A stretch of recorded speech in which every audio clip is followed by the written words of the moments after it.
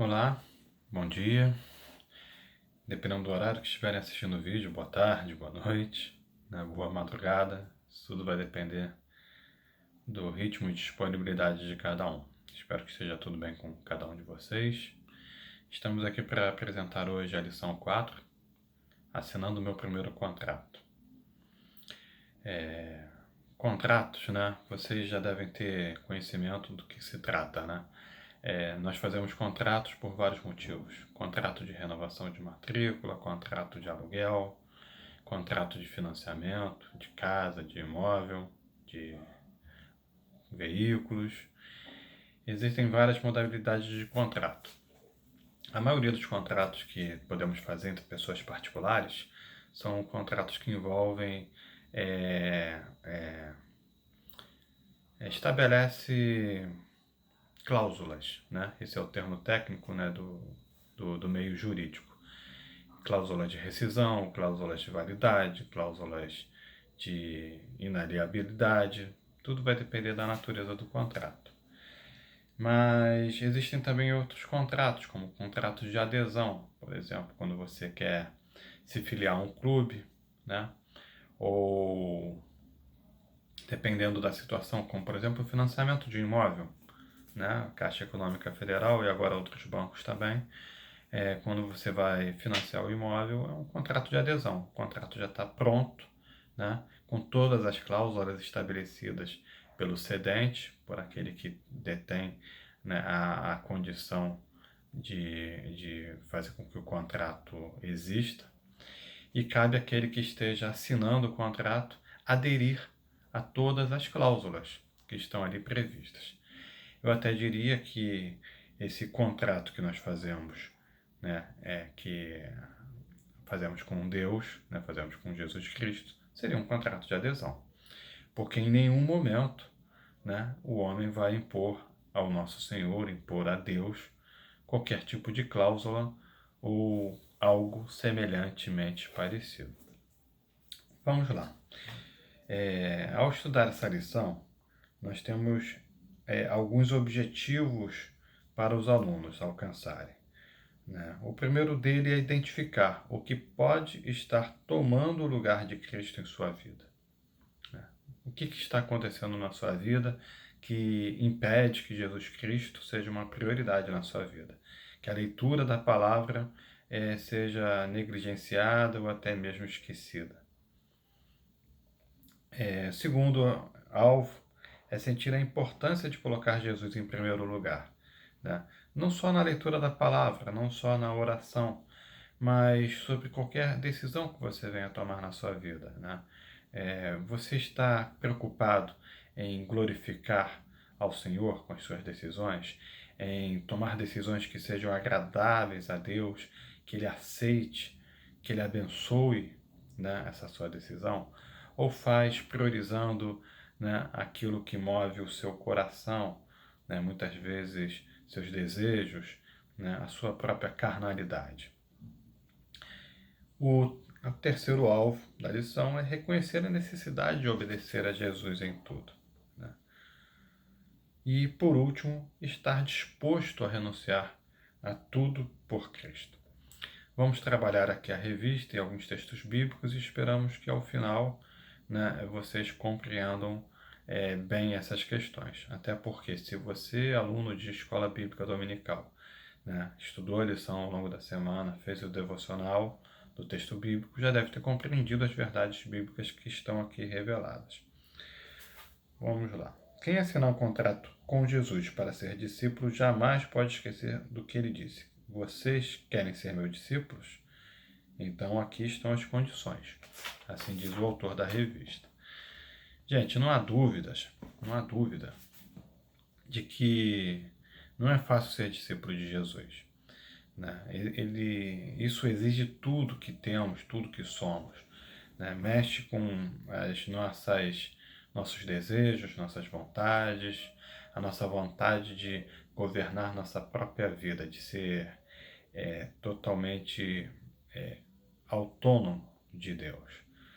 Mas, na verdade, nós sabemos a necessidade de nos colocarmos no centro da vontade de Deus e sermos obedientes a Ele em tudo, porque Jesus Cristo, né, quando viveu entre nós, né, há quase 2000 anos atrás, né, na verdade, assim, há 2000 anos atrás, né, hoje estamos em 2020, né, Jesus Cristo, há 2000 anos atrás, teria 20 anos de idade, mais ou menos. Isso que conta os estudos. Ele teria vivido até o ano 33 da era cristã. Em alguns outros textos, né, teólogos vão afirmar que ele teria nascido no ano 6. Mas são questões teológicas. O mais importante mesmo é nós entendermos que a vida de Cristo já tem quase 2000 anos e ele deixou para nós o seu Evangelho, que nós conhecemos. Vamos lá. O primeiro tópico da lição, né? Colocar Jesus Cristo em primeiro lugar. Vamos ler o que diz o Evangelho de Lucas, no capítulo 14, versículo 26. Aqui o texto da revista sugere, né, a nova versão internacional, né, NVI, mas a minha é Almeida Revista e Atualizada. Então os irmãos sintam-se à vontade também, cada um tem sua versão, isso não vai atrapalhar o estudo. Vamos fazer a leitura do versículo 25 ao 33. Grandes multidões o acompanhavam a ele, voltando-se, lhes disse: Se alguém vem a mim e não aborrece a seu pai e mãe, e mulher e filhos, e irmãos e irmãs, e ainda a sua própria vida, não pode ser meu discípulo. E qualquer que não tomar a sua cruz e vier após mim, não pode ser meu discípulo. Pois qual de vós, pretendendo construir uma torre, não se assenta primeiro para calcular a despesa e verificar se tem os meios para concluir? Para não suceder que, tendo lançado os alicerces e não podendo acabar, todos os que virem zombem dele, dizendo: Este homem começou a construir e não pôde acabar. Ou, qual é o rei que, indo para combater outro, não se assenta primeiro para calcular se com 10.000 homens poderá enfrentar o que vem contra ele com 20.000? Caso contrário, estando o outro ainda longe, envie-lhe uma embaixada pedindo-lhe condições de paz. Assim, pois, todo aquele que dentre vós não renuncia tudo quanto tem, não pode ser meu discípulo. Que Deus nos abençoe com a sua palavra, que o Santo Espírito de Deus possa trazer o seu ensino ao nosso coração. O autor propôs alguns exercícios aqui na revista, que esperamos que todos tenham feito. Mas o que nós extraímos dessa primeira leitura bíblica? Que nós temos que amar Jesus Cristo mais do que qualquer outra pessoa. Que nós temos que amar Jesus Cristo mais mesmo do que a nós mesmos. Que nós temos que amar Jesus Cristo acima de tudo. Se nós voltarmos na Bíblia, em Deuteronômio, capítulo 6, versículo 5, nós veremos o que Moisés diz para o seu povo no momento que ele está repetindo a lei toda ao seu povo, né, antes de atravessar o Jordão e alcançar a terra prometida. Diz assim a palavra do Senhor no capítulo 6 de Deuteronômio, versículo 5. Amarás, pois, o Senhor teu Deus de todo o teu coração, de toda a tua alma e de toda a tua força. Por que isso, meus irmãos? Porque o nosso Deus é o único Deus. E por conta disso, ele merece que nós entreguemos para ele toda a nossa adoração. Né? Nós nos prostremos diante dele e nós prestemos culto com nossas vidas. Por isso, Jesus Cristo, quando nos chama para segui-lo, ele requer de nós essa devoção, requer de nós que esse amor, essa entrega incondicional.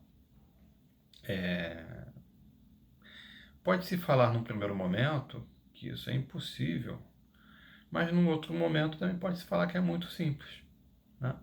Eu acho que o que nós devemos fazer simplesmente é termos humildade, reconhecendo nossos pecados, reconhecendo que Jesus Cristo pagou o preço de nossos pecados na cruz para trazer salvação e vida eterna para nós, e que agora que Ele nos libertou do pecado, né, nós agora somos escravos do seu amor. Assim devemos proceder dia após dia. Passando agora para a segunda lição, né, para o segundo tópico da lição 4, melhor dizendo, é apresentada a segunda condição, que é exatamente essa: obedecer Jesus Cristo em tudo, né? Vamos ver o que diz lá em Mateus, capítulo 19, versículos 16 e 17, que fala sobre o jovem rico. É muito legal essa passagem, irmãos, e a gente tem que pensar nela com bastante sabedoria, né? Diz assim a palavra do Senhor. Aqui fala 16 e 17, mas a gente pode estender essa leitura. Ó, diz assim: E eis que alguém, aproximando-lhe, lhe perguntou: Mestre, que farei eu de bom para alcançar a vida eterna? Primeira coisa que a gente observa aqui: o que farei eu de bom? Primeira coisa, esse jovem rico, ele está colocando um aspecto sobre obras que ele vem a realizar que pudessem trazer para ele salvação. E essas obras, naturalmente, são obras que estariam naquele contexto, né, um judeu perguntando isso para Jesus Cristo, chamando-lhe de mestre, não reconhecendo que ele é Senhor, mas apenas uma condição de mestre, alguém que conhecia a lei de Moisés. O jovem rico não teve a percepção de que ele estava diante de Jesus Cristo, Filho prometido de Deus, o Messias. Mas ele queria saber: o que farei eu de bom? Respondeu-lhe Jesus: por que me perguntas acerca do que é bom? Bom só existe um. Se queres, porém, entrar na vida, guarda os mandamentos. Bom só existe um.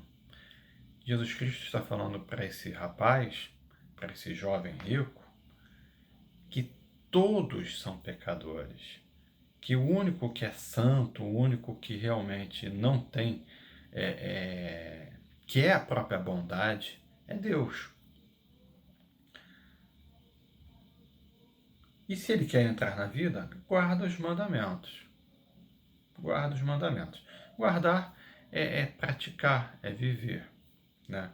Então ele tinha que conhecer, né, toda a lei, toda a vontade de Deus, mas não só ter esse conhecimento na sua mente, mas no seu coração carregar toda essa verdade e viver, praticar no dia a dia toda essa verdade, né? Como vimos lá em Deuteronômio 6, versículo 5, né? Capítulo 6, versículo 5, Deus requer do homem um amor incondicional, né? E quando o homem consegue amar a Deus sobre todas as coisas e ao próximo como a si mesmo, né, toda a lei está cumprida nesses dois primeiros mandamentos, porque a partir daí tudo se é cumprido na vida do homem. Porém, mais uma vez, necessitamos viver na dependência de Deus para que possamos obedecê-lo em todas as coisas. Sem Deus, nada podemos fazer.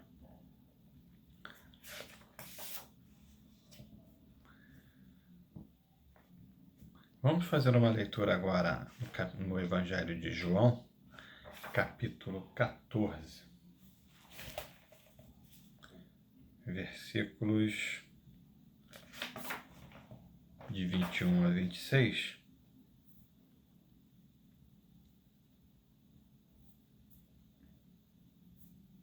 Diz assim a palavra do Senhor: aquele que tem os meus mandamentos e os guarda,